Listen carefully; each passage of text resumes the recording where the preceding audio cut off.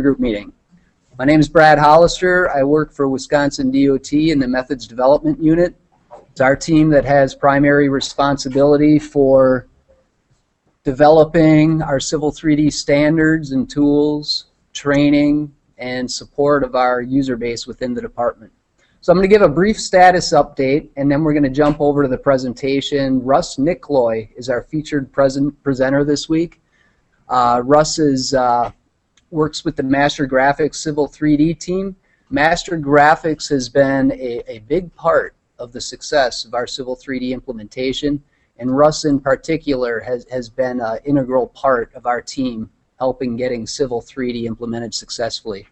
He's got a great topic today. I'm really excited about it, and so I'm going to try to keep this status update brief so we can get right to it. On the development side, some of the latest things, actually the one latest thing, the brake line extraction utility. It's named something different in Civil 3D. I think it's named like the corridor feature line extractor, but it's actually more than that. You saw a live demonstration of how it works at the last user group meeting. That's been released lately, and if I jump ahead a little bit, you see that we also have some training that just kind of walks people through the use of that tool. We've released that training as well. A general note, we are starting our preparation work for Civil 3D 2016 deployment. Historically, we've released that next version after going through all of our work and testing in the first quarter of the following calendar year. So if we stay true to that same schedule that we've had in the past, I would expect it around February-ish of 2016 is when we'd be releasing it. That schedule is pretty soft. We have a lot of work between now and then, but there's a lot of time between now and then too. So we'll leave it at that for now, and I'll provide further updates at user group meetings in the future later this year. New training material that we released recently. I mentioned the brake line extraction overview. We also have a new curb ramp modeling workflow. We have several curb ramp modeling workflows out there now, and this one was for type 1A. We have a workflow for modeling beam guard energy absorbing terminals. There's some unique grading.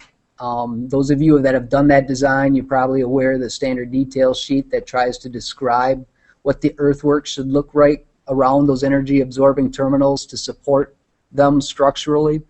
And we have a workflow released now in training that shows you how to build that into your Civil 3D models.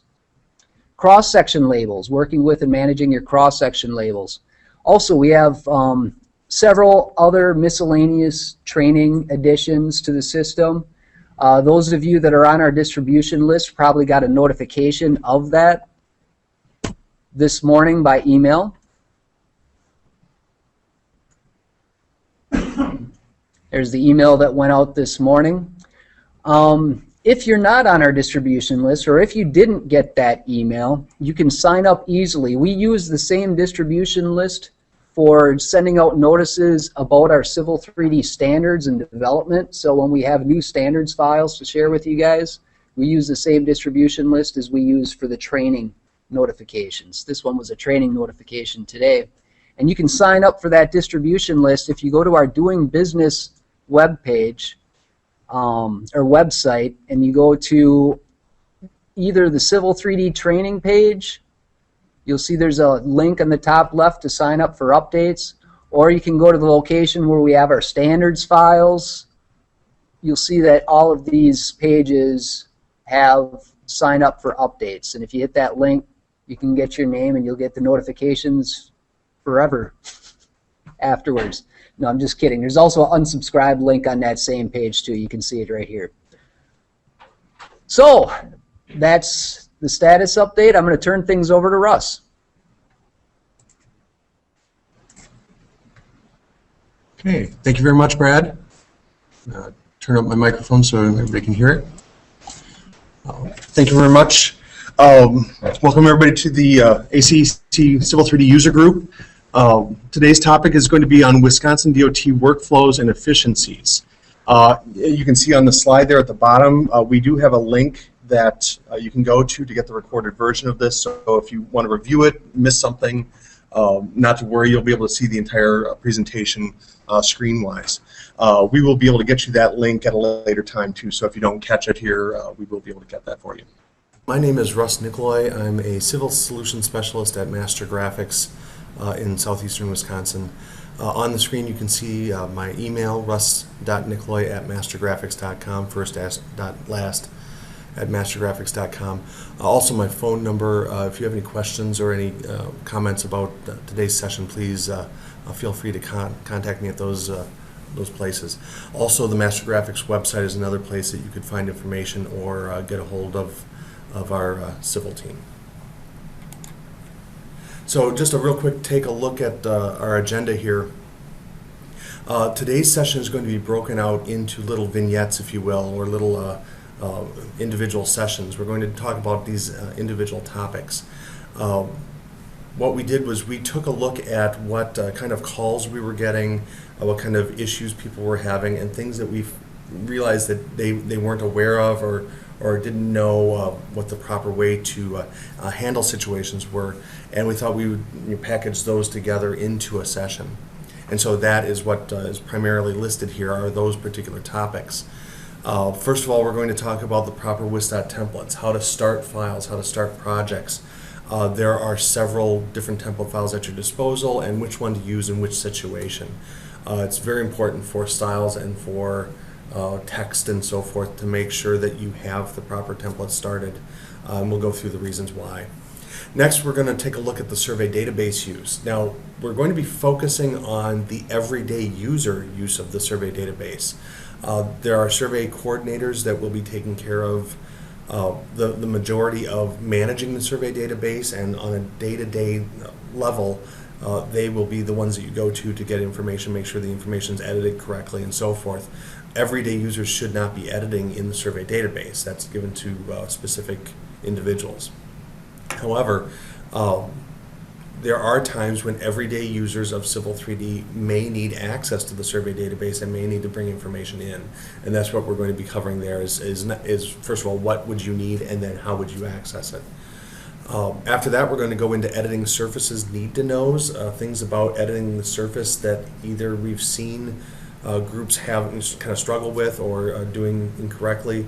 The surfaces are the main result, the main thing that we need at the end of our design, so we need these to be done in a certain way. Therefore, these need-to-knows are going to be in line with that in mind. After that, we're going to talk about publishing options. This is going to be something that can help speed up the publishing process, and basically we've gotten a lot of calls over the years, inside or outside of Wisconsin DOT work, about plotting to PDFs being slow and very little response to it.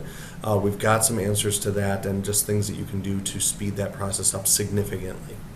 After that, we'll talk about layout tab options and speed. Depending on how large a file is and how many layout tabs you have, switching between layout tabs can be extremely slow in some cases. Some projects are going to be more of an issue than others, but this layout tab options for speed is a real quick way to get things to move forward. We won't be covering all the situational options, but we will be covering the options that will get you moving more quickly. A lot of success has been seen with this.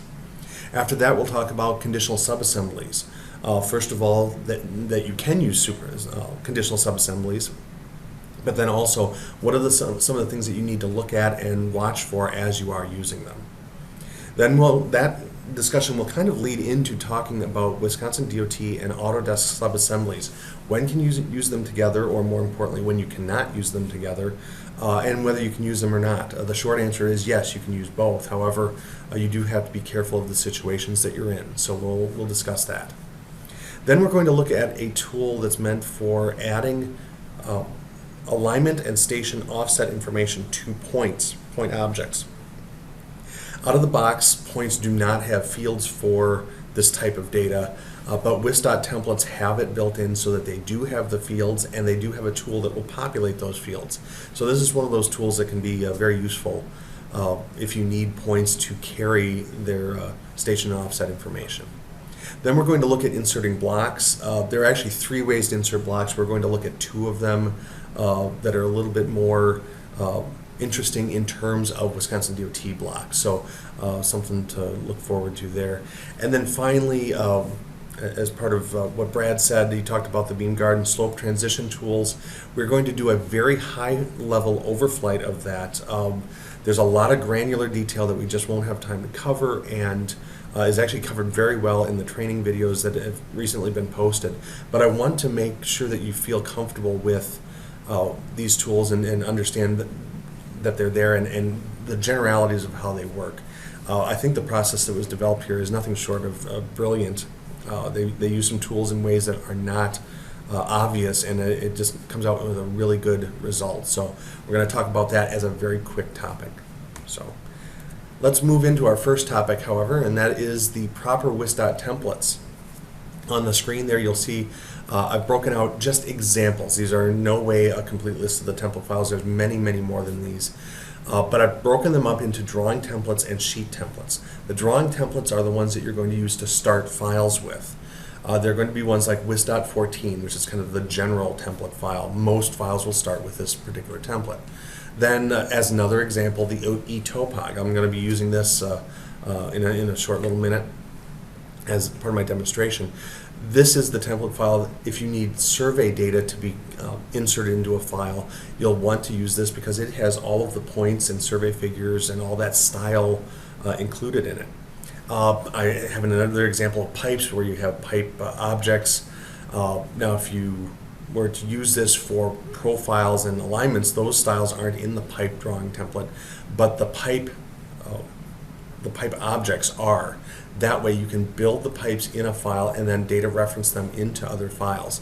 The idea with all of these drawing templates is that they don't have every style in every template here. That would be a lot of extra weight if maybe you're not doing anything with pipes, but you have all the pipes in the file that you're working in. That just adds extra weight to it. So what we're going to do is build files that have these specialty objects in it and then reference them in either by data shortcut reference or by xref into the files where they're needed, and so they'll look correctly in those other files.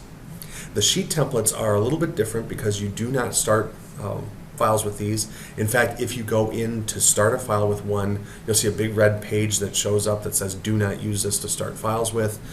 Their role is to be used in the plan and profile sheet creation or cross-section sheet creation, or actually you can import them in as individual sheets such as like title pages or construction details and things such as that. The examples that I have here, and there are a lot more in this area than these 3, are just a 04 title page and a 05 plan only. PN is plan only. There's also a PP for plan and profile, and then 09 for cross sections. Again, it has the styles that it needs. It has the layout tabs that it needs, and then when you're doing plan and profile sheet, it's going to bring that data over for you and populate it for you, so you won't have to go in and look for that. So let's go take a look at where these template files are located, where you can access them. If you were to go to the quick access toolbar, there's a little button here, Q New or Quick New, that will pick the wist.14.dwt, your general template file. Now it can only be set to 1, so that's the one it's set to. It's the most general.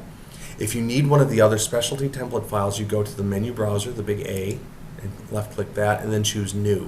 This is going to open up a template, a dialog that you can choose the template file that you're using. Here's the Wist.14, here's eTopog, a map, pipe, plat, so you can see that there's other ones available in here. I'm going to start a file with the eTopog.dwt. I'll click Open. And now we would go in and set the coordinate system to this file and do some other things to get this file set up. But the points and survey figures for our survey data are all going to be in this file. We're going to be able to use this later. Let me go back up to the menu browser there and show you under the new, just in context, if I was to go up one level, you will see there's drawing templates, that's where we were, and here's the sheet templates. If I open that up, then here are all those other template files that are not meant for starting files, but are meant for specialty sheets. Now if I left click on one, you'll see in the preview, instead of seeing a big black window or title block, you see a big red page that says do not use this template file to start a drawing. So really, it's meant to remind you immediately that that is not the proper workflow to go through. So I'm going to cancel out of that.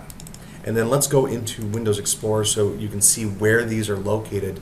If I go to the C drive of my computer and scroll down to Wista, this is where your standards are loaded every month when they come out.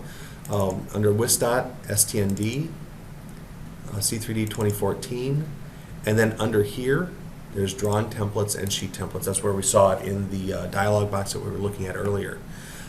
If I expand sheet templates, there's that list. There are some other drawing files in here, but predominantly we have a list of drawing template files. So let's go back to our slide deck here and go on to our next topic, which is the survey database. Now you'll see SDB referred to here. SDB is just a survey database. In a lot of documentation, you'll see SDB instead of that. They are synonymous. I'm going to try and use both terms here interchangeably, but just understand that's what we're talking about. Survey databases are a project storage or an area that will hold survey points and lines for a given project. You will identify a survey database per project and then be able to store that data in there. You'll be able to reference points and line work from that database into multiple files in your project and so forth. Now, on the face of it here, the survey database is going to be managed and worked with in the deep granular methods by the survey coordinator inside of Wista, or hopefully the other organizations, consultant organizations, will have an individual or perhaps a couple individuals that are tasked with managing the survey database. This is not something that you want everyday users coming in and accessing and editing things.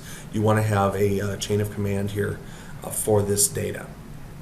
So that being said, everyday users go to the survey coordinator for specific kind of editing needs. However, everyday users can access the survey database to get information from it. Really what you're doing is you're just referencing like you would data shortcuts and so forth. So in here, the everyday users can insert points into line work and points and line work from the survey database into drawing files. Because you might get into a situation where you need certain things, and instead of waiting for the survey coordinator or that tasked person to get that for you, you can go in and get that. That's not editing, it's just referencing. The other function that we're going to use here is the survey queries. Now there's a series of survey queries that are pre-cooked into the survey database area, and you'll be able to access those from the survey database, but you can also build your own. Survey queries are meant to search through the survey database for certain data and then allow that data to be pulled in as a group. That way you don't have to keep searching for the same thing over and over and over again. If it's something that you search on a fairly regular basis, or you believe you will for a certain project, build a query, save it to the survey database, and then it'll be at your disposal at a later time. Let's take a look at that file. Okay, now in here we're in the template, we're in a file that we use the etopog template file to start, if you remember in that last section. I'm going to go to our tool space and open for edit our survey database, and here's our survey database. In here you'll see towards the bottom survey points and figures. This is every survey point and every figure in this particular database. You'll see up above here the import events. I have 2 files that were brought in here.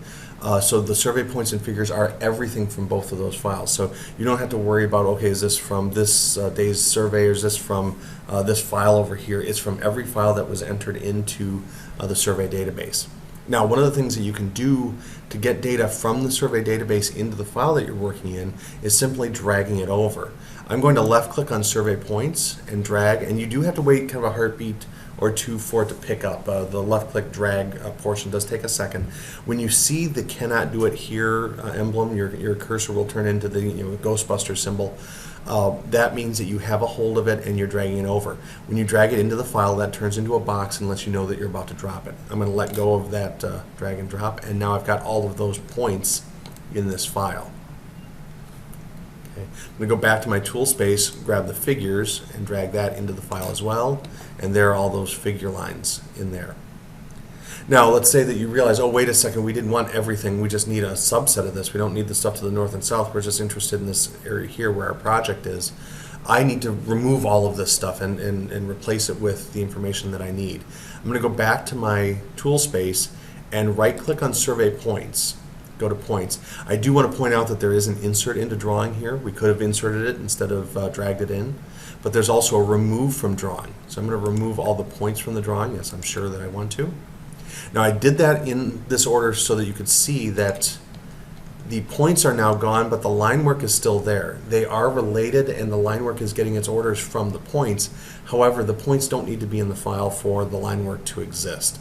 So if you just need line work for whatever reason, you can do that as that process. I'm going to come back into the tool space, right-click on Figures, and remove from drawing that as well. And now that data is gone. Now keep in mind, this is very important to understand. This is not making that information invisible or turning it off. This is removing it from the file. If you've built surfaces or other things, use this data for other things, that definition is now gone. You've removed it from the file completely. Still in the survey database, still accessible, but anything that you may have put onto that or used that as a definition for is gone. So be careful of that. I'm going to go back to our tool space here and expand the survey queries. And there you'll see there's quite a few queries in here. These are queries that were pre-built by Wisconsin DOT for certain things that we're going to be bringing in all the time. Things like topo and surface and utilities and center lines and control points and so forth. Now the idea behind these is that you can drag these into the file. It's searching through the database and finding things that fit these particular queries. Now I do want to explain why there's so many in this particular area. You'll notice that surface figures 2, surface points 1, 2, and 3.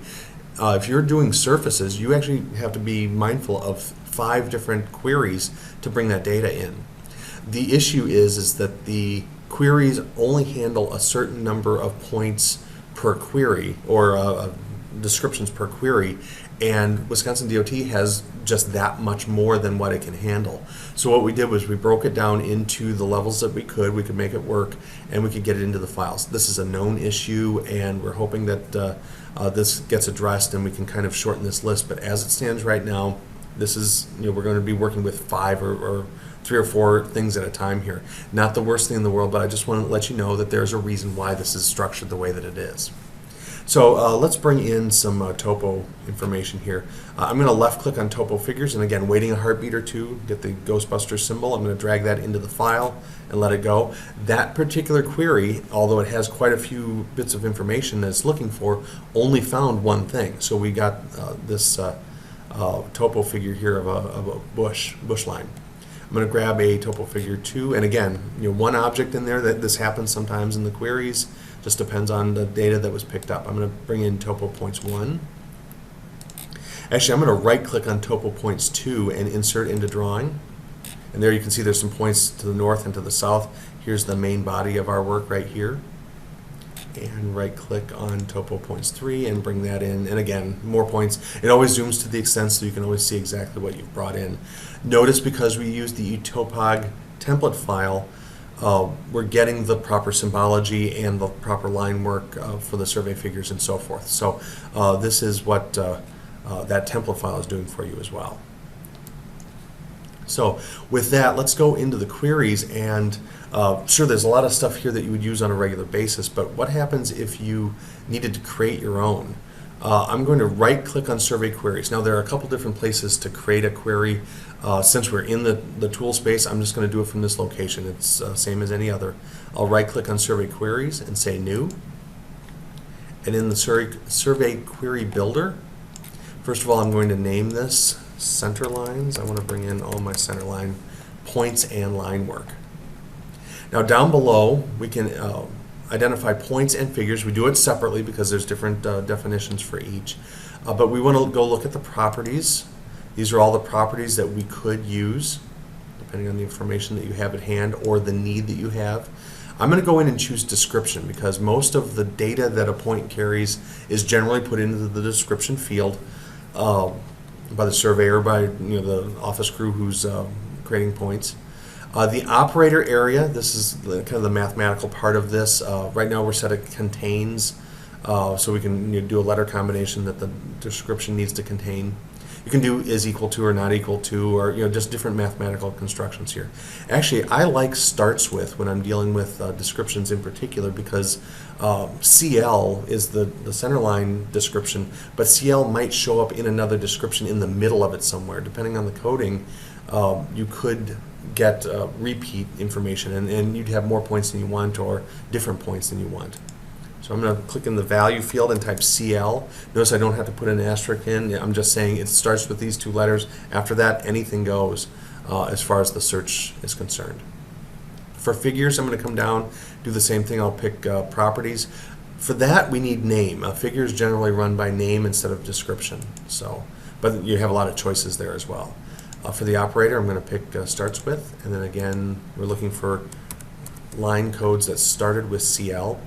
Notice that we can add more than that too. There's an and or option, and then you could add more descriptions in here, just being very logical, being very mathematical about the way that you search for this. Now that being said, I'm going to click preview in drawing. What that's going to do is search through the database and find the data that I've queried and then show it on the screen. Now we're seeing a lot of data that's already in the file, but here we have purple X's and blue line work. That is the preview of the data. It's not in the file yet, it's just a graphic that overlays it. Now also notice that there's a black circle over here that we can go over. And when I move my cursor over, that area kind of blanks out. It takes the preview away. If you left click in that circle, it actually takes the preview away permanently. So I'll left click on that and the preview is gone. If we like what we've got here, you can come down and click on the Save Query button, and that will save the query to the survey database. Actually, I already have it in there. I didn't even, yeah, I'm sorry, I'm redoing one that was already in here. But that query is now in that location. So I'm going to close out my query editor. And then, because of the work we've been doing, the survey query tab is open, or the ribbon is open. If I go up to the top, I can click the drop down, and here are all those queries that we were working with, including the center lines that we're working with. Down below that, if you need to make a new query or copy one and maybe tweak it up somehow, you can do that here. You can also edit it, preview in drawing, zoom to, insert into drawing, and so forth. So I'm going to pick on center lines and then insert into drawing, and now that data is in the drawing file, not as the blue and purple markers, but actually as the proper line type and the proper point styles and so forth.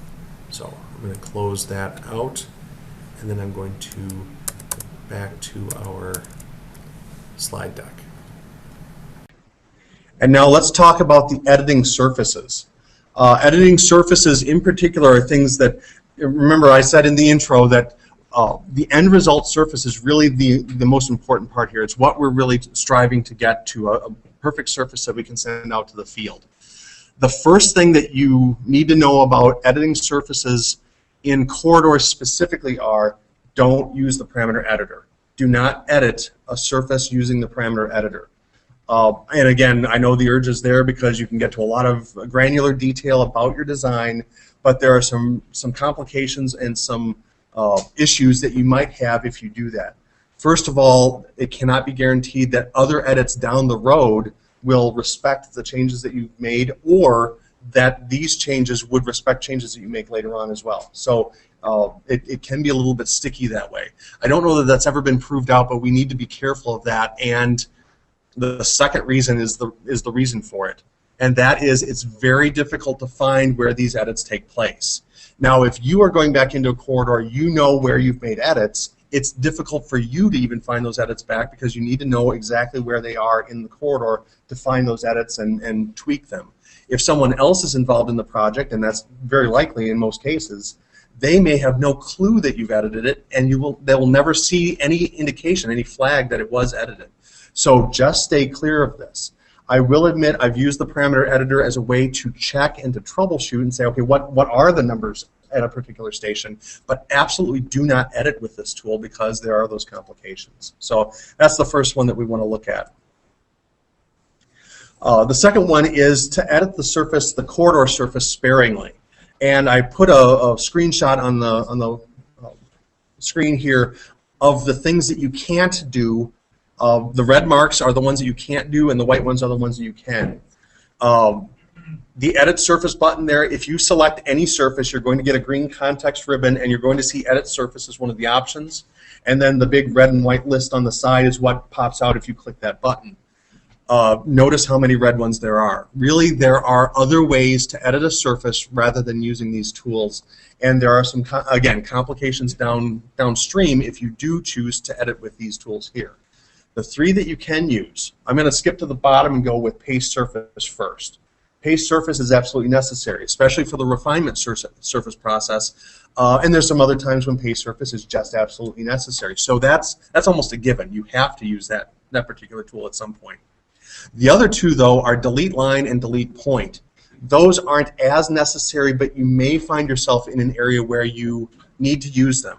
Now, with the Break Line Extraction tool being in play and having come out just recently, I've got to play with it a little bit just recently. It's a great tool, works very slick, it's very automated, and the reason the Delete Line and Point is okay is that if you're using the Break Line Extractor, it does not hurt the surface that's being extracted out. It knows to say, well, don't use certain lines and points because they've been deleted, and can kind of backtrack for you. If you add lines, you might be adding things in an area that will kind of ham tie the extraction tool. So there are consequences downstream if you do use some of these other edits. So again, don't use them, and on top of it, there are other ways to edit a surface, and we will be talking about some of those in just a second. The other one is to be sure of the code set features and their overlapping nature. Now, I've got to admit that the Edit Surface Sparingly screenshot and this one are coming from a video that was recently posted on the Break Line Extraction tool. There are 6 videos in the set, and I believe it's in video 5 and 6 where these two are covered. So they're covered in more detail and very well. But really what we're looking at here are the curb returns have data involved in them, including a crown point.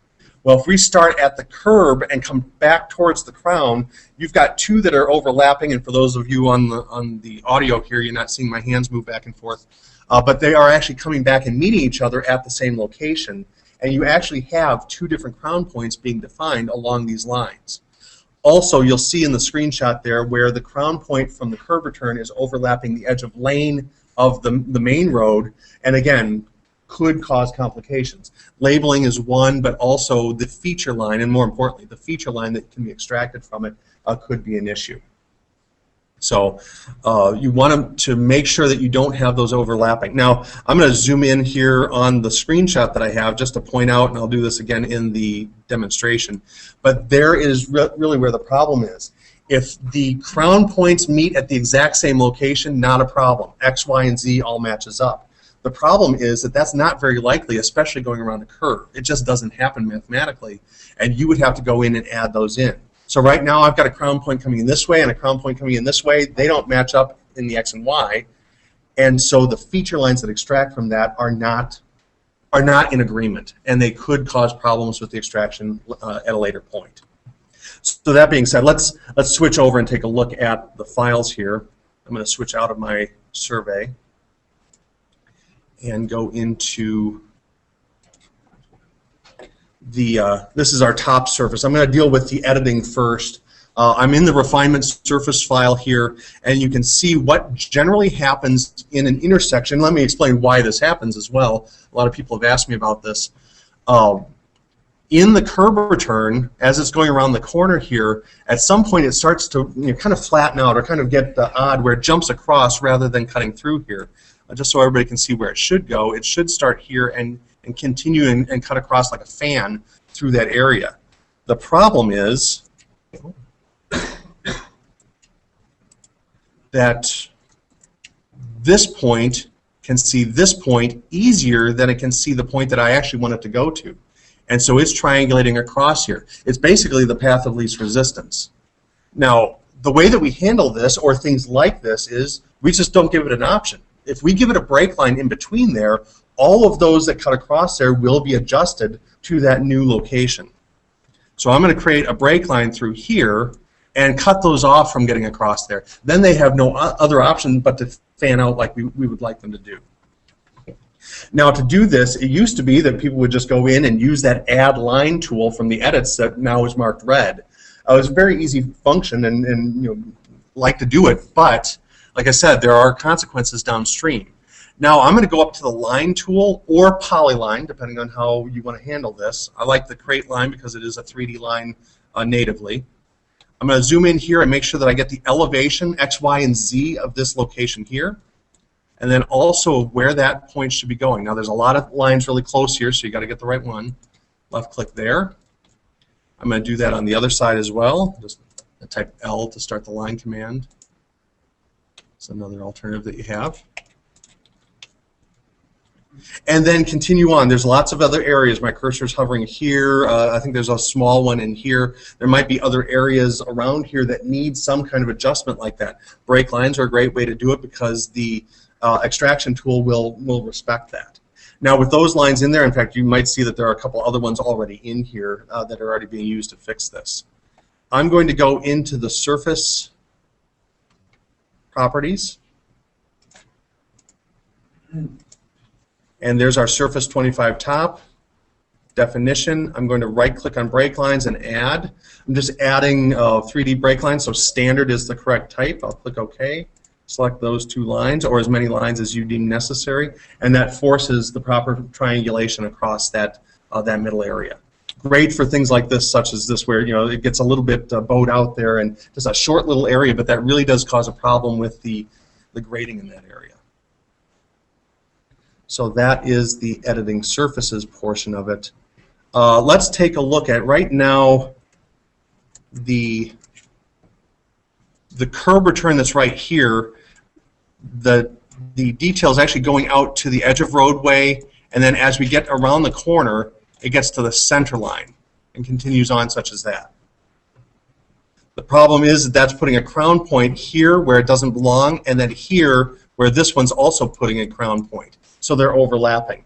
And unless those lines line up perfectly, you know, that's where we're going to have an issue. Let me switch over to my corridor file where that's actually being handled. And I'm going to go over to our assemblies, to our right turn assembly here. And this is the lane that's involved in that turn. If I left click on it and go to the properties, either subassembly properties or just regular properties, scroll down, you'll see that the crown location field here is set to outside. And that's natural. That's, I think, the default out of the box is to be on the outside or the inside, depending on how you're using it. What you may want to do here is drop that down and choose none.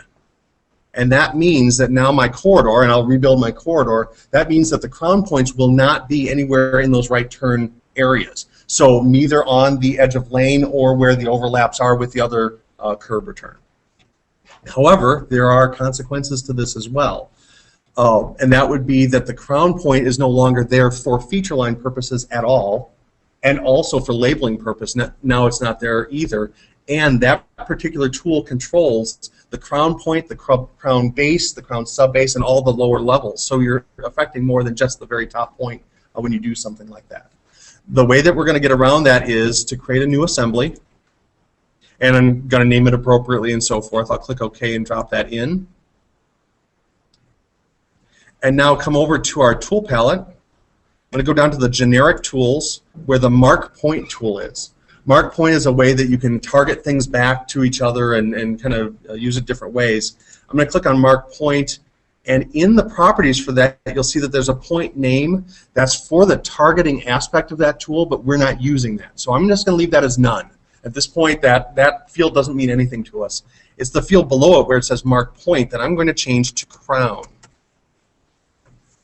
I'm going to come into my file here and click that, and that white circle with the X, or black circle on a white background, is the mark point that I just placed in there.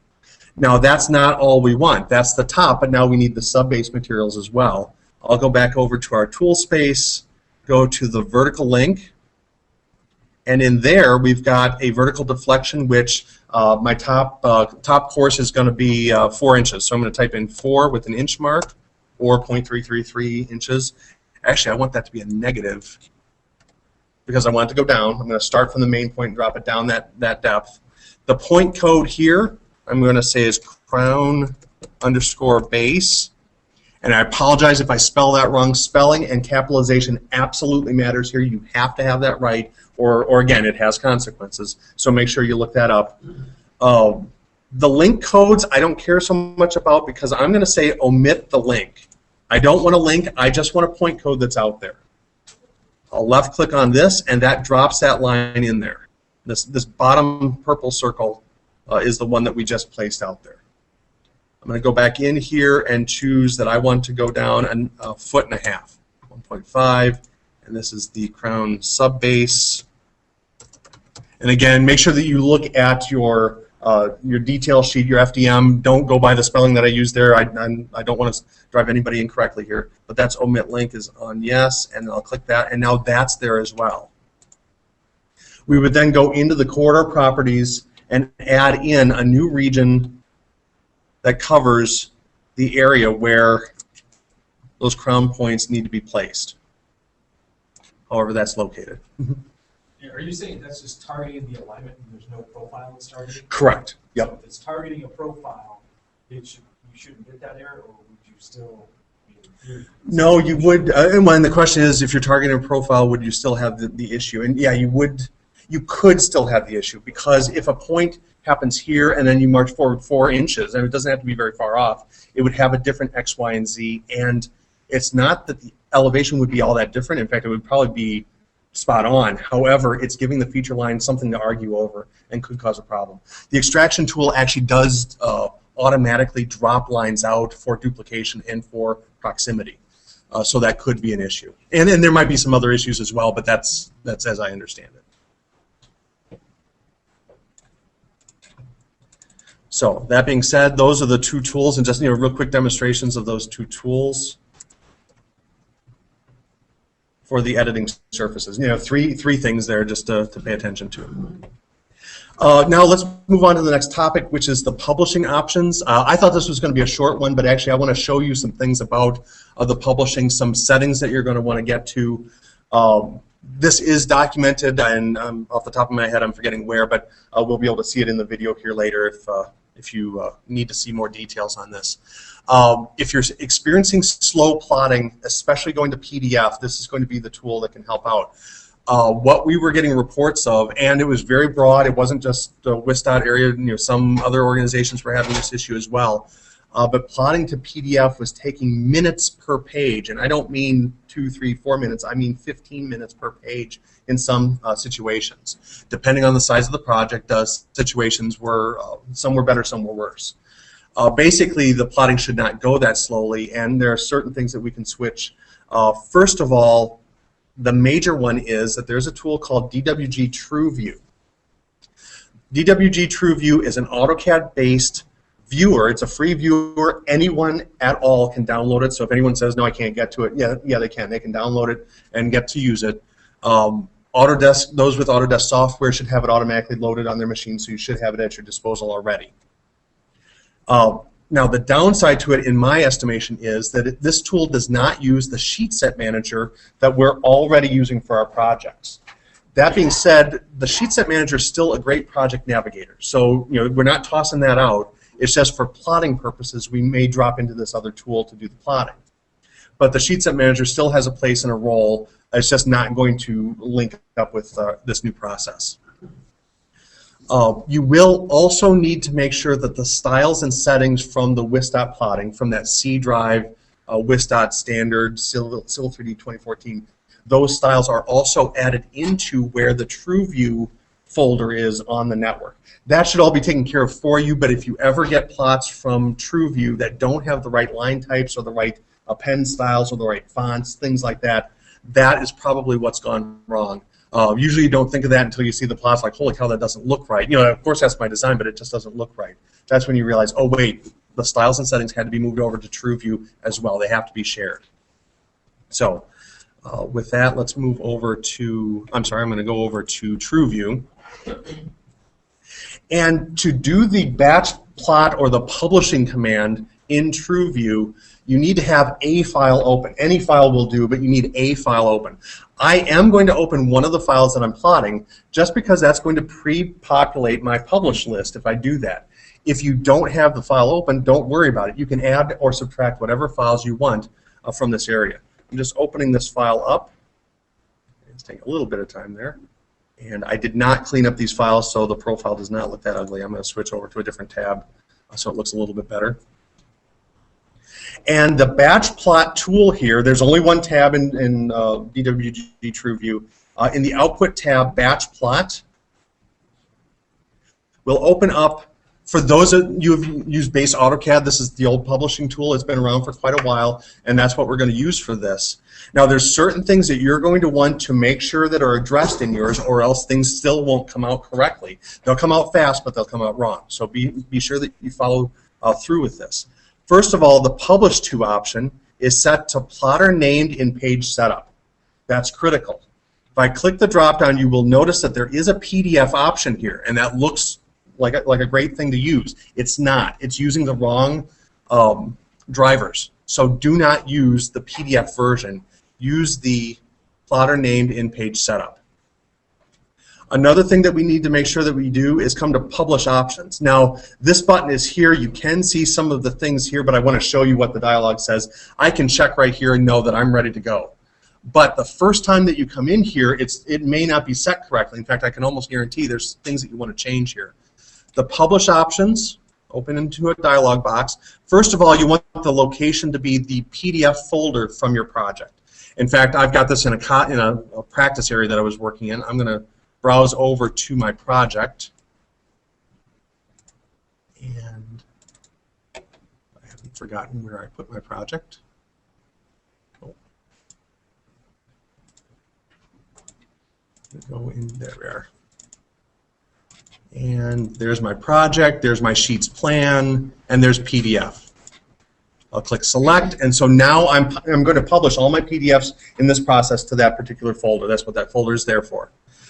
Also, right below that is Type Multi-Sheet File. That looks like a really great option. Unfortunately, no matter what you have it set to, it is going to be a single page, one page per plot. So if you've got 15 pages, 15 layout tabs, you're going to get 15 individual PDFs. There's just no way around it at this time. Now, there's a very easy way to paste these together, so not all is lost, but just don't believe. It looks great, and I really wish that worked, but it just doesn't here in this particular case. The drivers don't agree. Now, the most important thing that you can do is the layer information, say don't include. PDFs have gotten much smarter over the years. In fact, since I've been working in Master Graphics, in that 10 years, the PDFs have gotten very, very smart with what we're working on.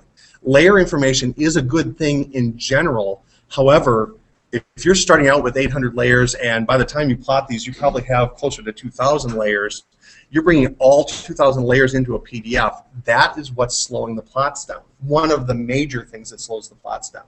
So that is something you want to make sure that says don't include. Now, if you're doing individual files, you can plot to PDF and capture layers there, that if they're needed, sure. But for mass plots like this, for batch plots, it's best just to have that turned off. Also, block information. I haven't heard as much about this, but I always say don't include as well. Again, lots of information that you don't necessarily need in a PDF, especially if you're pushing out to a printer from there afterwards. So those are the things that you want to have set. I'll say OK. And because I had the plan and profile sheet file open, it grabbed all of my sheets here. Keep in mind that you might actually see, I turned it off and forgot about it, but you might see the model space in this list as well. You can edit this list and say, well, I want some more, or I don't want this many. I'm going to trim this down just so we don't have to sit and watch 100 things plot. Although I would really like to show you that, just to show you that it does, how fast this works. There's a plus and minus sign here. I'm going to click minus and take out all the pages that I don't intend to use. So I've taken those out. We won't have to plot those. Can you use delete just like I do? You may be able to. I always use the minus sign, but you might be able to use the delete key as well. If that works for you, fine. By all means. Okay. I'm going to click the plus sign, the green plus sign button. Now you can browse around anywhere on your system to get your project files. Of course, because everything is in your project file folder structure properly, right? Seeing everybody nod up and down, yep, okay. They will be in specific locations. I'm going to go over to Sheets Plan, And I'm going to grab the cross-section sheets drawing that I have here. I'll select that, and that populates it with every layout tab from that. And again, make sure that the model space isn't there. You definitely don't want to print that, but make sure that the things that you want are in here. I'm going to take out, again, I would like to show you 30 pages being plotted lickety-split, but I'm going to take these out just so we don't have to stare at that for a minute or so. Also, you can change the orders of these by selecting on a sheet and using the up or down arrows to change the order. The order that you have here is the order that they're going to be published in. Now, if you're sending them to a paper plotter, that's important because the pages are already in order. You staple them, send them off, you're good to go. Because these are going to be printing one PDF at a time, really that's not as important, but it's something that you might want to do for yourself. Can help get things in order for you. Once you have that list as you want it, you can come up and save it as a sheet list so that you can do it quickly over and over again. You don't have to keep setting it up like I just did. You can delete the ones that you want, add the ones that you need, and just plot very quickly then. Now down below, I have Open in Viewer turned off because I don't want half a dozen PDF windows opening up on my screen. If you want to inspect them very quickly, you can do that. Just have that turned on. It'll all open up for you immediately. I'm going to click Publish. I don't want to save this particular set, but you can save it. It's asking you that question as we go through here. Now, this is where the speed really picks up. The layer information was one thing, but also TrueView just goes a lot faster. The numbers that I was given in the early days when someone was convincing me that yeah, we need to go this way, was 20 to 30% faster. For anybody who knows anything about time trials, that's a ludicrously fast amount of time that you're saving, 20 to 30% on plotting. We actually put a clock to it, but they were right. It was 30%. I'm not kidding. This is ridiculously fast. We were going minutes per page before, and now we're going a minute for the entire set. And they were large sets that we were testing. So right now we've got 6 of 8 total done, and they're being dropped into the location for us. So a lot of stuff is automated when you use a tool like this. Now I'm using Bluebeam as my PDF access tool. It opened up the last one in the set there, just opened up that last one for me. If you're using Adobe Acrobat, the process is very similar. I did it once. I don't have it on my machine, so I can't show it, but I did it once as a test process, and it works very quickly, very similar to what I'm going to do. Bluebeam itself, you go to File, Combine. I'm not even going to try and remember in Adobe Acrobat, but there's a simple 2-button click that you do, paste it together, combine. If you have all of the PDFs open, you click Add Open Files, bang, you're done. I'm going to have to click Add and then browse over to my PDF folder, which it opened because it knew where that last one was. I'm going to drop all of these in there. And again, there's arrows, so you can change the order of them. This is where the order will matter because it will put them into one PDF as a multiple page. I'm done with this. I'll say OK. And now,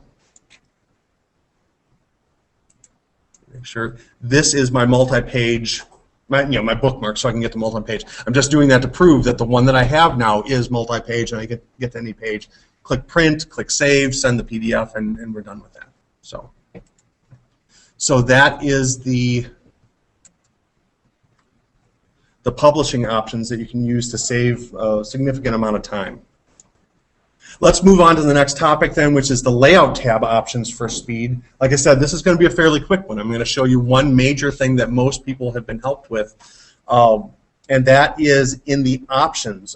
Civil 3D, Base AutoCAD, any AutoCAD product, if you type options at the command line, there are a couple buttons that you can click to get to it, but if you type options or OP, you'll get to the options. You click on the System tab, and in the lower left-hand corner will be the Layout Regen options.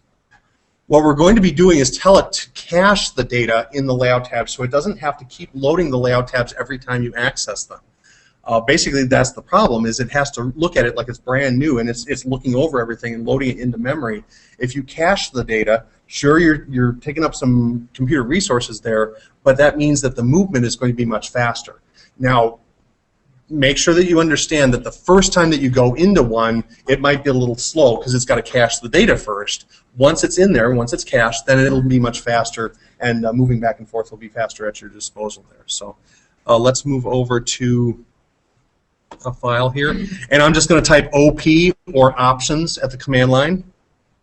If you prefer, you can right-click in the drawing area, and options is usually the bottom option in the right-click menu. Same place to go. I'll click on System, and in the lower left-hand corner, Regen. When switching layouts, I think that's the default out of the box. I don't remember what Wistats is set to necessarily, but out of the box from Autodesk, that's what it is. You can cache the model tab and the last layout, which means it's not caching everything. If you've got 150 layout tabs, first of all, that's a lot in one file, just calling that out. But then on top of it, you want to make sure that you're not caching everything all the time then, because that will kind of slow your computer down in general. But then there's also model tab and all layouts. If you've got 20 layout tabs, that's not out of the realm. That's not too bad. So you can choose that. Now, I have the middle one picked. If I notice some slowdown in a particular file, I have no compunction about going in and making a change here and making sure that things move a little faster. So there are other things situationally that you can do and that we can look at, but that is the major overall. And I've heard a lot of relief over phone calls when people said, "Oh yeah, that worked. There it is. Things are moving much faster." So. But you have to make this change every time you're in a. Correct. It's per the whole running of the product. So let's move on to conditional subassemblies. Conditional subassemblies are from Autodesk. They're Autodesk subassembly tools that are like if-then statements. They're like little miniature programs inside your assembly. The idea behind them is that they allow to switching between different designs in different situations. They're going to do this automatically per the situation that you give it. You're going to give it the parameters it's looking for. If it finds that parameter, it switches over to the other option. The idea here, and I always use the driveways as my example. If you're doing a road with a lot of driveways on it, they're going to come up seemingly randomly along your roadway. The conditional subassemblies can read the information related to the driveways and then switch to your driveway assembly portion of it. Instead of having to break up a corridor into multiple regions, you can just have this do it. One assembly does the work of the entire corridor along there. Now, there are two different conditional subassembly tools at your disposal. One of them works with polylines. I didn't have enough room to put in alignments as well, but alignments, polylines, survey figures, and feature lines. Or you can also use another tool that targets surfaces for cut-fill operations. I'm going to focus on the targeting the lines, and so the more horizontal design function, but just know that the cut-fill option is there as well. One of the things that I want to call out here before we get to the demonstration is that when using conditional subassemblies, you need to assign both found and not found conditions. Now, depending on what you have, you might not have any not found conditions, but if you have a found and a not found for the different things that you need to do, you need to assign both of them. If you only assign the found, which makes sense to most users, hey, the found, not found, well, I'm not going to put anything in there. It's going to end up putting both conditions in. It doesn't know how to handle that, so it puts both conditions in. So make sure that you give it both settings. And I'll show you that in my demonstration here. So let's switch over to my corridor. And in my corridor file, hopefully you can see it there, I've got some lines. Just added some lines in here. These are driveway fronts. Now, they may or may not be at the actual driveway front. They may just be at the XY location where the driveways are, but they may be set back, they may be set forward. Really, these lines are just going to be triggers in their first form. Okay? I'm going to tell the conditional subassemblies, you're looking for these lines, and when you see them, do this other thing. Okay? Now, later on, you could then tell what that other assembly portion that you're building is to target that line geometrically, so design will go out to that. I did not do that in this demonstration. I'm kind of skipping through that part of it, but understand that the first function here is a trigger. The second function later on would be geometric design. So that's something that's going to come up later. I'm going to zoom in on our main roadway assembly, and you can see here it looks a little bit like a bird, or Batman is flying in through here. Basically what we're looking at here is the main roadway from our assembly, and then at the edge of traveled way we've placed two conditional subassemblies, a found and a not found. I'm going to zoom in here so you can see that there are actually text that says target found and target not found. The far majority of our design is going to be not found. It's not going to see the targets that it needs, so it's going to put in a shoulder and daylight, just generally what we would want in that area. It is not taking up space. Basically what happens is in your actual design, the shoulder and daylight would connect directly to the edge of traveled way, so there's no distance taken up by these. The only reason they have distance here is so you can read the labeling. Literally, that's it. Down below, at the point where it sees a driveway line or one of the target lines that you give it, it's going to switch over to use this assembly instead. So we're not going to have daylight. We're going to have this suppressed curve. Maybe you've added some pavement behind that curve, that type of thing. It's going to drop that information in for us. So now with that in place, I go over to my corridor, and I need to go to my corridor, not my surface. There we are. And I'll go into my corridor properties, and in the parameters tab, I'm going to access the targets. Now, I happen to know that this is the last region of the last area there. You can see in the background that it's highlighting, so we know we're in the right area there. I'm going to go to the target of that one region, and in here, you will see under the width and offset targets, this first width is for the lane, and then we've got target offset, conditional horizontal target for right and for the right. There's two of those. One is found and one is not found. Honestly, it doesn't matter which is which. I need to assign both of them. I'll scroll down a little bit further, and there's a left side as well. So I need to do 4 because I've got 2 to the right, 2 to the left. I'm going to go into the target offset here.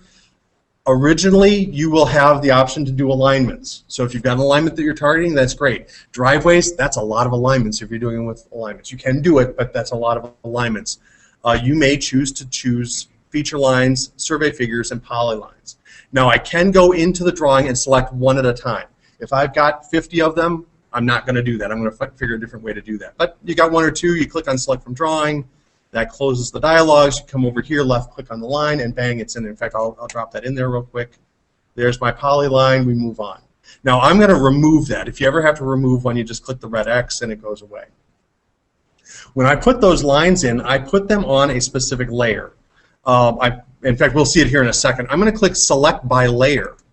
All of the left ones I put on the P_corridor_targets left, and all the ones to the right, P_corridor targets right. I'm on the right-hand side here. I'm going to select that. It tells me that there's going to be 4 added. I'll click OK. All 4 are dropped in. I click OK. Click on the next one, select by layer, select the right side. Again, the right side one. So I'm repeating that same exact step for the found and not found conditions. I'll click OK. I need to scroll down here to the horizontal to the left by layer, choosing the left-hand side targets. And select from draw. Oh, I'm sorry. Oh, shoot. Select by layer. There we are. Left. OK. I'll click OK. OK. And now here's the moment of truth. I'm going to click OK, and then we're going to see I intentionally did not put a lane or anything in behind the conditions so that you could see in no uncertain terms where these actually show up. Once the corridor gets rebuilt here, you'll see in line with this. Now, it's doing everything perpendicular to the alignment, so this line here at the south end of my screen is at an angle. That angle really doesn't matter. We're talking about alignment stations, not necessarily where those lines are located. But you can see here's the line. I intentionally overlap these. Okay, if I come up a little bit further here, driveway to the right, driveway to the left does not affect the other side of the roadway. It's still marching along, doing its thing. But when you have 2 driveways that overlap or 2 lines that overlap on either side, they work independent of each other. So that's another thing that you need to be mindful of. And if you need the roadway to go back to this line, we need to return to the corridor targets and tell that lane, not the conditional subassembly, but that lane that you are geometrically targeting that line now. You can use those lines for both things. They're not a single-use tool. They are a multi-use tool. So keep in mind, conditional subassemblies, the first question is, can we use them? Yes, absolutely. And you should, in fact, in the best practices of corridors, it's one of the things that's listed that you should investigate their use to kind of make your workflow a little more simplified.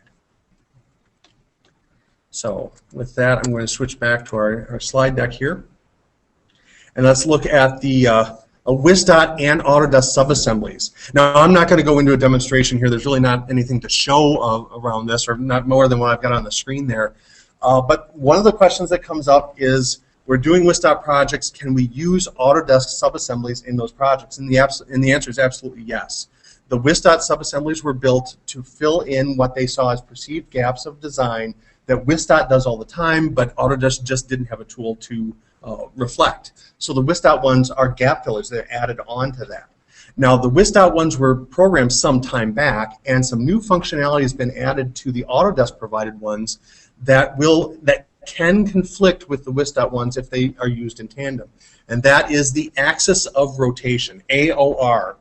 Now, the screenshots that I have on the screen there, I'm showing the lane super elevation AOR, which I believe in the broader world is probably the most used subassembly out there. It's just a really good lane tool, but it makes use of the axis of rotation tool. Basically what that means is if you are super elevating and you choose a different rotation point rather than the crown point, then you are choosing the axis of rotation option. The lane super elevation, and I should point to it with my mouse, the lane super elevation AOR has a potential pivot. That is what's accessing that AOR function of the subassembly. The problem is Wista subassemblies don't understand that functionality, and they can conflict with each other. These errors can be different depending on the situation. It might throw it out there but do it incorrectly. It might not super elevate correctly, or it might not show up at all. It might just throw up a big sign that says, hey, this won't work. And may not explain why. So if you are using Autodesk subassemblies that are using AOR, and in particular if you're using super elevation, do not mix the two. Now, if you're not using super elevation, that clears things up a little bit, and you should be able to use them interchangeably. The larger topic, though, is that you can use either for your project. You just have to be careful in certain circumstances. Let's move on to the next tool, which is the point station and offset tools. Like I said, the point objects themselves have the ability in Wista projects to read the station and offset from alignments, actually up to 2 alignments. This is not functionality that's built into the Autodesk version of Civil 3D. This is a tool that Wista's created, and the UDP in the name Point Station Offset UDP stands for User Defined Properties. Autodesk provides that as a way that you can put in your own fields, but Wista has created it, has used that tool so that you always have these fields available, but generally they will be empty. So unless you assign them. The tool that we're going to use goes through and assigns them very quickly, cleanly, and then they'll be available for your use later. So let's go in. I'm going to use either file because they all have alignments here. I'm just going to drop some points in here. Drop a point in here. I have to give it elevation, give it a description of new, elevation of 1,000. I'll put in 3 or 4 points here. And there we are. I've got 4 points in there. And let's say that for whatever reason we're at a phase where we need a table or labeling that calls out the station offset of these COGO points. There are other tools that you can use to label points, but if you need COGO points that actually have that data involved in them, then we want to use this tool. The tool is to go over to the Tool Space, Toolbox tab, Wista Toolbox, and the Wista Macros. And in there, kind of in the middle, is there we are, Point Station Offset to UDP. To run tools like this, you either double-click on it or right-click and execute. And you're going to get a dialog box that for some reason keeps popping behind my stuff. It's still open. I just have to come down to my taskbar and choose that tool. Pops right back on top. That's something that happened recently, so if it disappears on you, look for it behind the screen that you're working on. For this, I don't necessarily want all points, although, side note, it's going to be all the points here. I'm going to click on Select Points because I want certain points to have this function. Oh, actually, before I do this, I'm going to click Cancel and go into the prospector points to show you, no smoke and mirrors, Alignment 2, Alignment 1, Station 1, Station 2. These are the fields that have been added as user-defined properties to Wista template files. Yet another reason to use the correct template files, honestly. So that being said, remember that they were blank. I'm going to scroll over just to show that there is point information here. We have points 7, 8, 9, and 10. Now let me go back over to my toolbox. I'll right-click on Point Station Offset, UDP, Export. I hide and seek with it. There we are. I'll click Select Points. You can create a point group. In fact, I am. I'm going to create a point group called New. These are new points. And then down below, I'm going to set the 25 best fit. That's my main line alignment. So I'm going to use that as my first alignment. I'm going to overwrite because it's fresh information just to make sure that I'm clear. I'll click apply. And then I have to select the points that I need to use. You can select labels or markers, doesn't matter. It understands their relationship, and you can go with both. Now the dialog opens back up because it assumes that you might need to go to alignment 2. Here's the trick. I can now pick point group and choose the point group that I defined, or go back in and just select certain points again. I can, individually select these. But since my point group is already selected, I'm going to go with new. I'm going to select as alignment 2 and change the alignment name to 4th, and then turn off the override. I don't want to blank out the fields of the other, the other fields that I already have. I just want to add alignment 2 to it. I'll click apply, and we're done. I'll close out that dialog box, and now I'm going to go back to my prospector. Again, no smoke and no mirrors.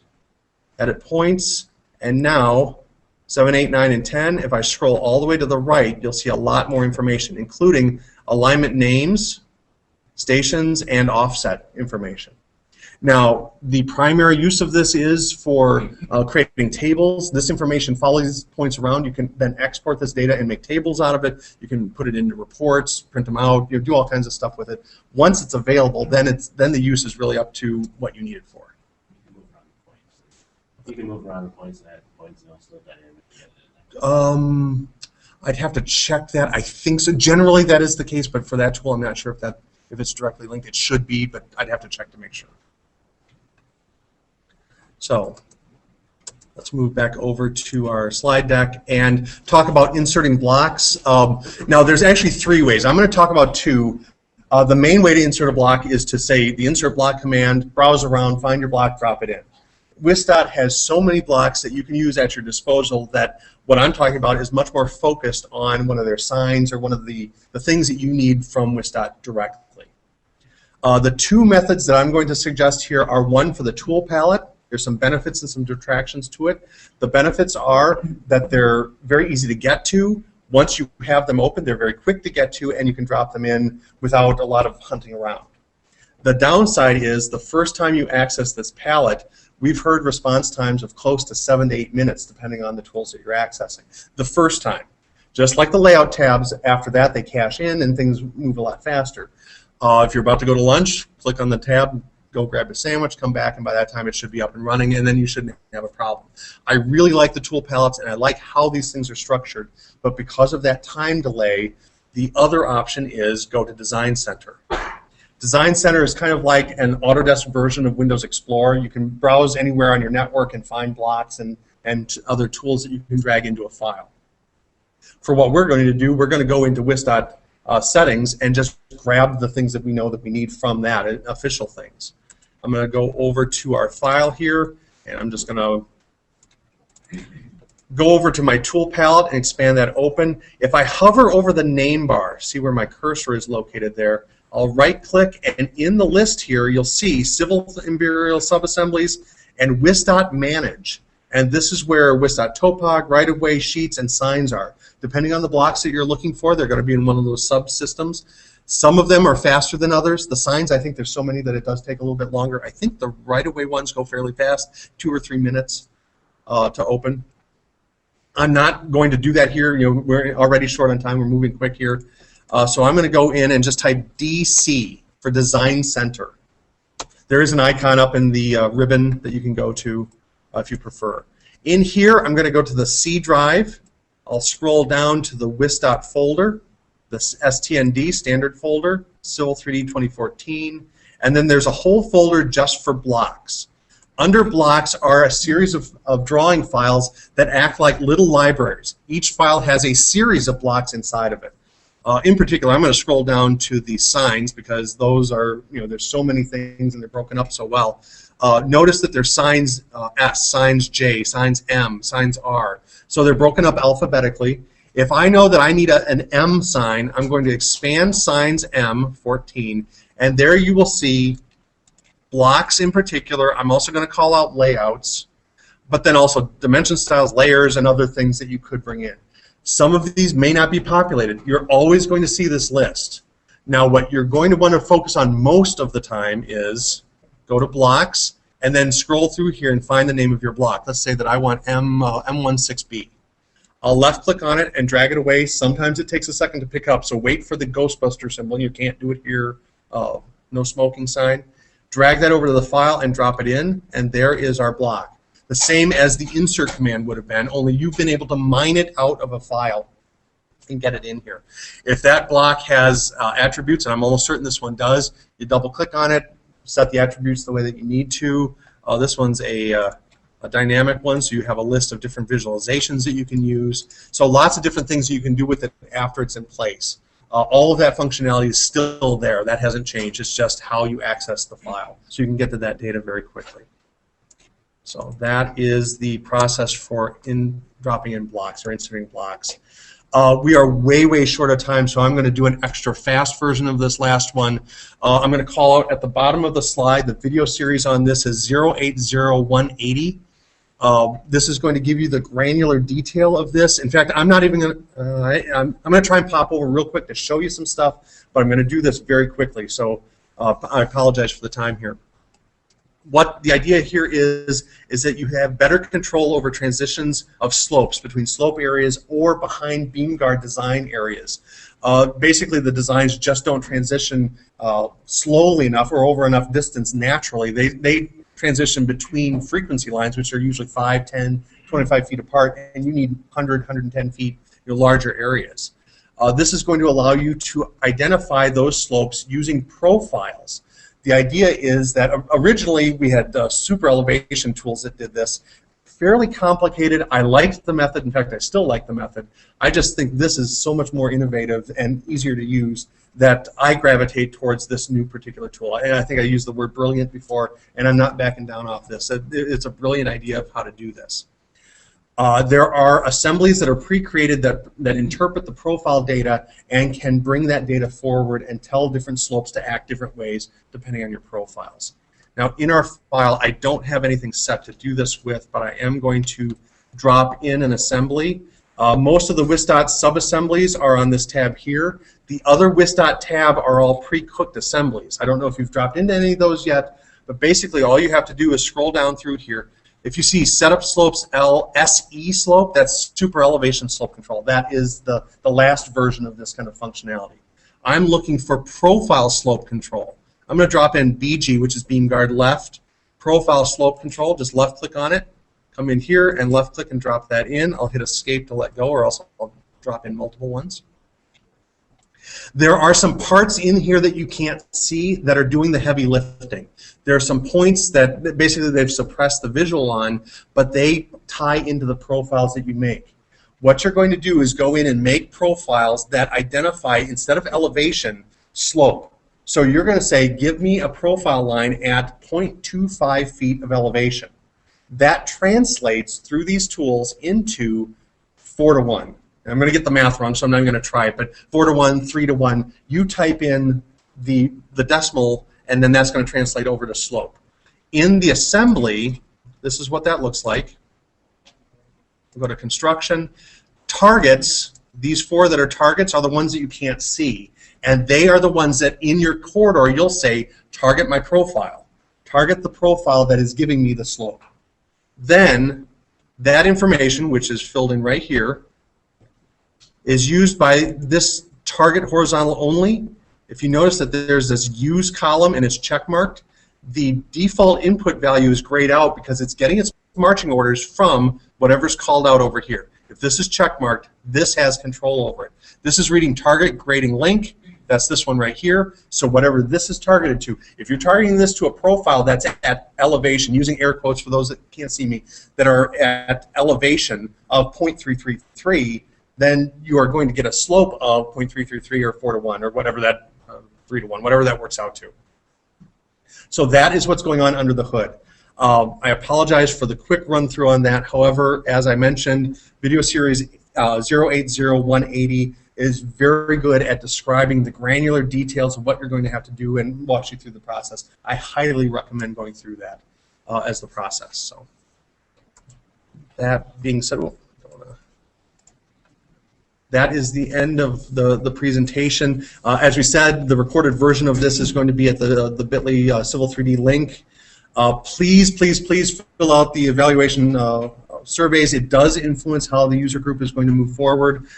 If you have not gotten an evaluation form, please see whoever's running the room that you're in and get them from them. Keep in mind, and please put on your calendar, the next two events are going to be Tuesday, September 22nd and Wednesday, December 9th. Those are far enough out into the future. Hopefully you can hold them on your calendar and be available for those presentations. So thank you very much, and at this point we're going to stop the live broadcast.